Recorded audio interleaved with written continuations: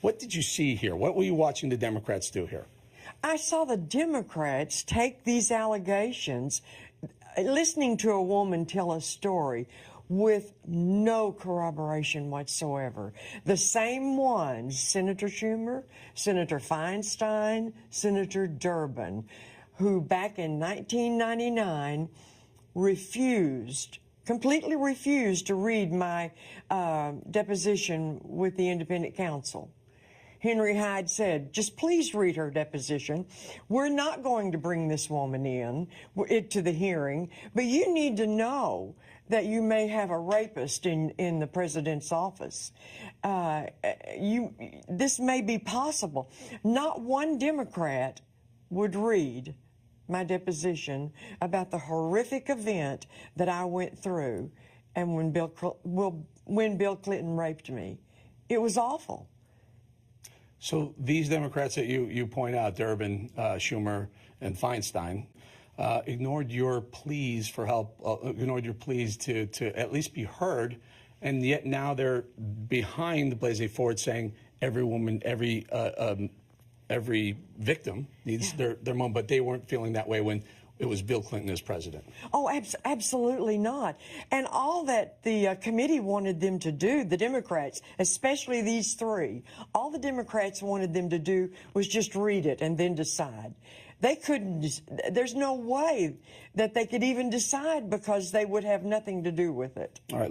And you call it, I think you called it at one point a double standard on their part. Absolutely. At best. Oh, absolutely. At worst, total hypocrisy. Yes. All right, I shouldn't put words in your mouth. No, that's true. Thank you. So can I ask you, let's go back, if you don't mind. We'll get back to the hearing and what's going on today. But can I ask you to go back to your issue, your time? I believe it was 1978? 1978, yes. 1978, and what happened? Tell us what happened. Tell us what the AG of Arkansas at the time running for governor do to you. Okay. I was working, I was a registered nurse and I owned nursing homes. Bill Clinton came to my nursing home because I was a volunteer in his gubernatorial campaign. And so while he was there, he began they took this picture that you see right there. And after this picture was taken, he comes over to me and he's just so nice. And, you know, he's just so engaging. And I thought, a little light bulb went off. I thought, man, this is the time I need to tell him before he becomes governor about the horrible conditions we are in nursing homes with the reimbursement rate being so low. And he clicked right on that. And he said, are you ever in Little Rock?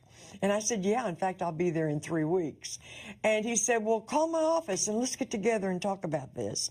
And listen, Eric, I was excited. I went home and worked on graphs showing the cost versus what we were actually being reimbursed. And I thought he was really serious about helping the situation that we were in. I get to Little Rock 3 weeks later with my registered nurse.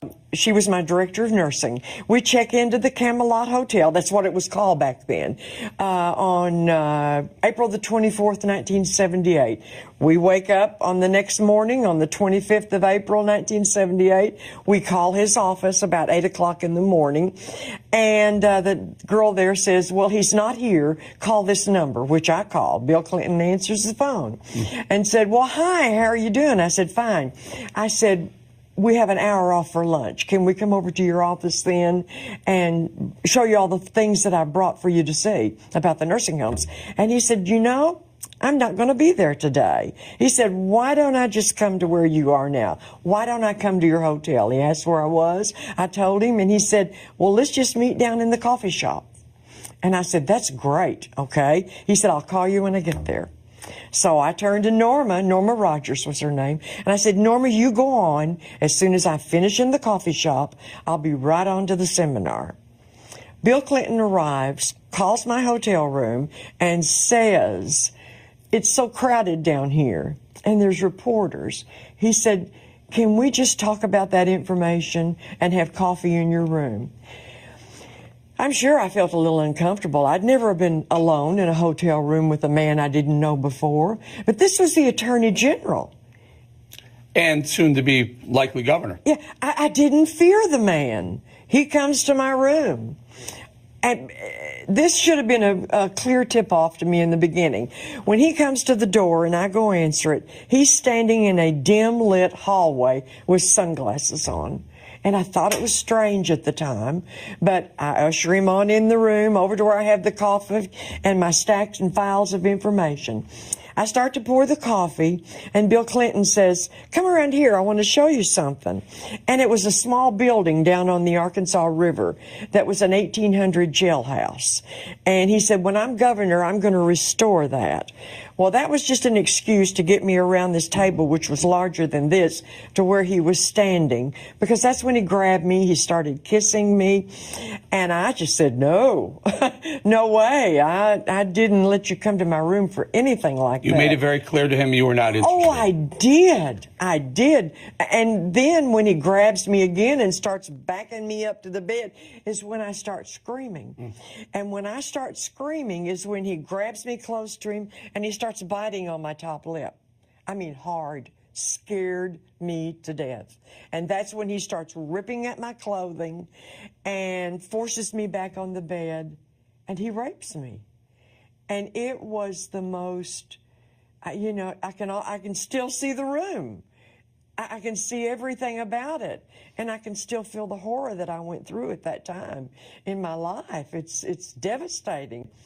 But anyway, after the rape was over with, and I'm sitting up on the side of the bed, bellowing, I mean crying, gutturally crying. Is he still here in your room at the time? Oh my God, yes. I cried almost the whole time, whimpered when he was raping me and biting my lip. I mean, after the incident, after the rape, did he stay or did he leave? What did he do? No, he left.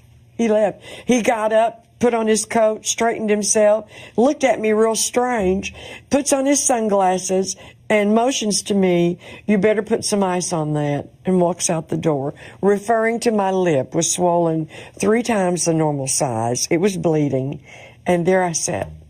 Okay, so tell us then, did you mention to Norma Rogers what had happened when she got back? I didn't show up for the meeting. Right. And listen, I forgot about her. I forgot about the meeting. I forgot about everything in life except what had just happened to me in that hotel room. And then a few minutes later, she comes to knocks on the door. When he left, I got up and locked that door because I thought, my God, I got to lock the door. I know somebody's going to come in to get rid of the body. That's how I felt. I felt useless. I felt like someone could just kill me and get it over with.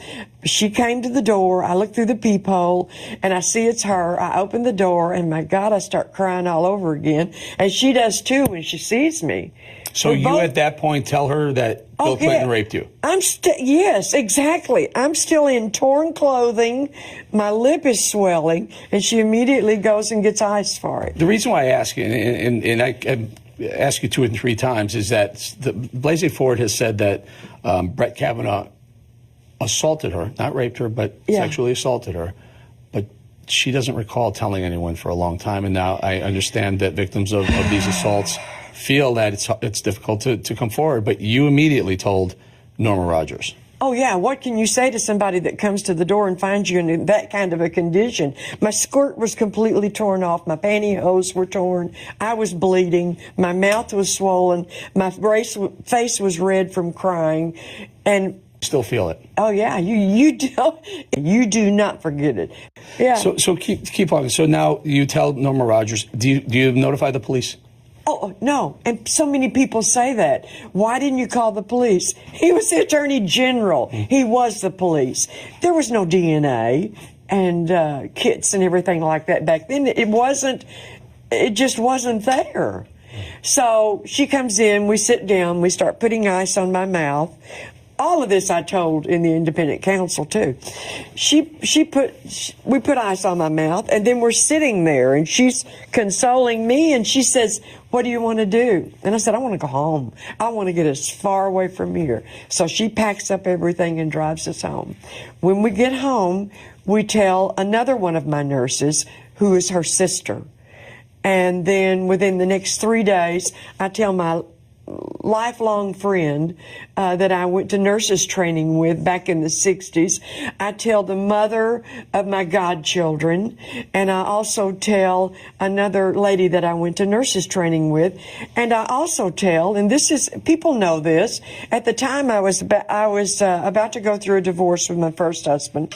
I was having an affair with another man. I told all this on NBC Dateline, and I told him. And I mean, it's just, when people could see me for the next few days. Did he at the time contact you, or any of these people get in touch with you and say, this happened, this didn't happen? Did anyone contact you from the Clinton administration, any of the administrations? Bill Clinton called me. He did? Okay, tell me what happened. Okay. About the first week, he would call, and I would tell my assistant, Berta Young, she was my assistant administrator. I would tell her, I'd say, and this was hard because she didn't know, you know, this wasn't a real friend. She was an employee. And she would come to me and she'd say, Bill Clinton wants you on the phone. And I would tell her, please tell him I'm not available. And it was hard to tell her, and because she was thinking, here's Bill Clinton. He's going to be the governor. Why don't you want to talk to him? And then he called again. But the third time, Berta was gone to the lunchroom. And I catch the phone while they're at lunch. And I answer the phone, and it's Bill Clinton. And he says, hi, this is Bill Clinton. When are you coming to Little Rock again? Wow. And I hang up the phone. And I never heard from him again until 91 when he apologized. Yeah, let's talk about that, because you went public, well, besides your friends, your close friends immediately, but you went public in 99. Right. Well, what happened in 91? I actually didn't hear about this. Okay. In 91, I was down in Little Rock again with the same nurses, Norma Rogers and her sister, Jean Darden. Okay. They both still work for me. We were at a nursing home seminar. We'd been in there about 2 hours when a gentleman comes to the door, and he says, Juanita Broaddrick is wanted in the hall. So I'm worried it's an emergency from home. I get up, go outside and of the room, and the man says, down there, go down around the corner. I go down around the corner by the elevator. As I go around the corner, the girls followed me out.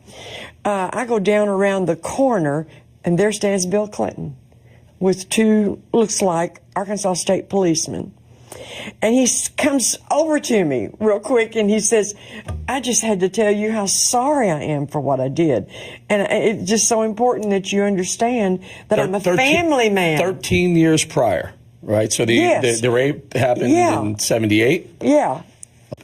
91, 13 years later, he says, I'm sorry. Yeah, he says, I'm sorry. Was he worried about something? Why did he, what do you think inspired Bill Clinton to come forward in 13 years later? It shocked me so much, I backed up and told him to go to hell, and I walked back to my friends, and I was crying by that time. And they said, what did he want? And I said, he apologized. And there I am.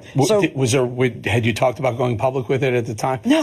No, had never. I just wanted it to all go away. Well, then 2 weeks later, he announced he was running for president. But what bothered me the most about that, Eric, is that he could was he telling me he could just reach out and touch me anytime?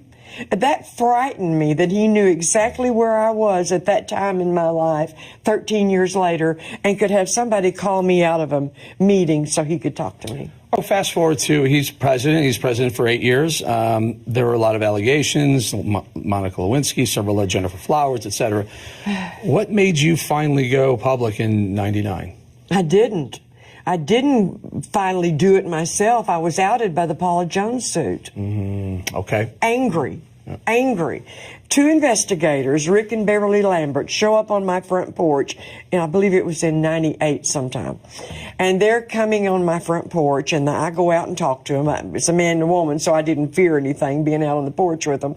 And they start talking to me about Paula Jones' suit, and would I come forward? And stupid me, I had no idea they were recording me. And so I began to tell them, no, you forget about me. I'm not going back to that. It's too painful. So in so many words, I told them, not exactly, but they knew something had happened with me. So they left, and I thought, well, that's that. Then I get the subpoena from Paula Jones as Jane Doe number 5. And I go, my son's an attorney, and he said, Mom, you've got to go testify for this. I said, well, I'm not going to come forward. I'm not going to do it. And I didn't. I told him, no, nothing happened. Left that deposition with Paula Jones and thought, well, that's the end of that.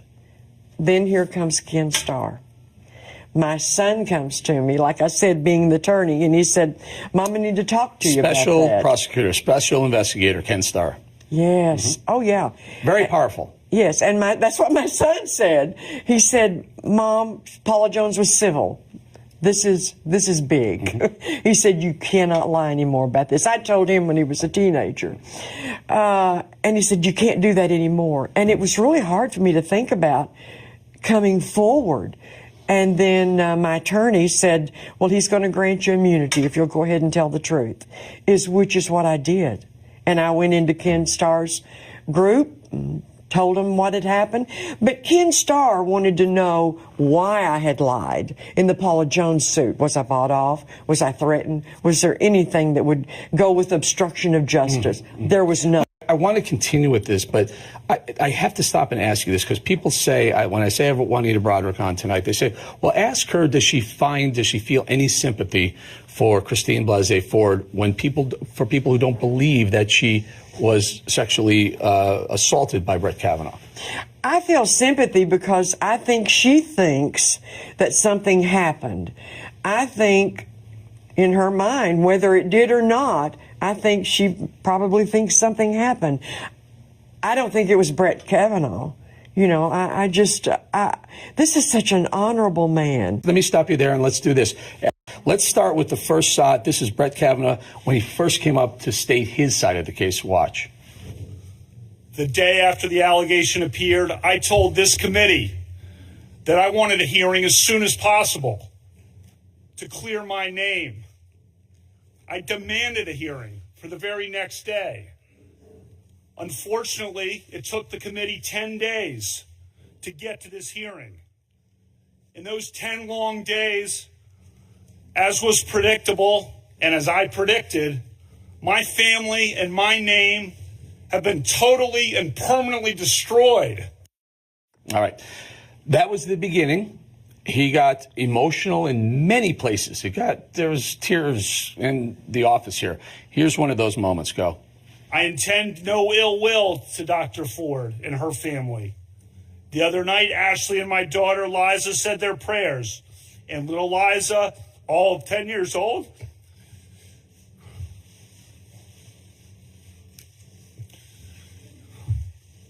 said to Ashley, we should pray for the woman. It's a lot of wisdom from a 10-year-old. Your thoughts? Oh, I cried too. I tell you what, I just think I think this is an honorable, wonderful man that she's almost destroyed. The problem I'm having is that she doesn't remember how she got to the house. She doesn't remember how she got home after she didn't tell anyone for years upon years. Do you remember how you got to meeting Bill Clinton? Oh, exactly. We drove to Little Rock in my car. And you know that the hotel was? Yeah, it was the Camelot then, but it's something else now. Do you remember the room, what it looked like? Exactly. I mean, tell me a little bit about it. Yeah. The room, it was, as you come in, there's 2 double beds. And then over by the window, it was a round table similar like this with nice chairs on either side.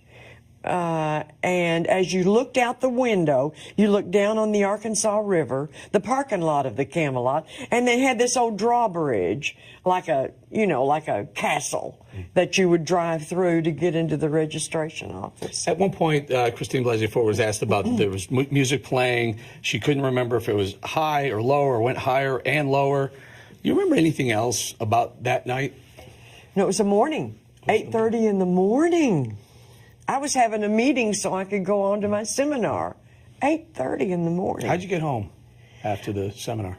You missed the seminar. But yeah, Miss Rogers drove me home in my car. You remember that ride? Oh my God, we stopped 3 times to get ice from my mouth. And the point I'm trying to make is, listen. A man's credibility, his family is on the line, his reputation is on the line.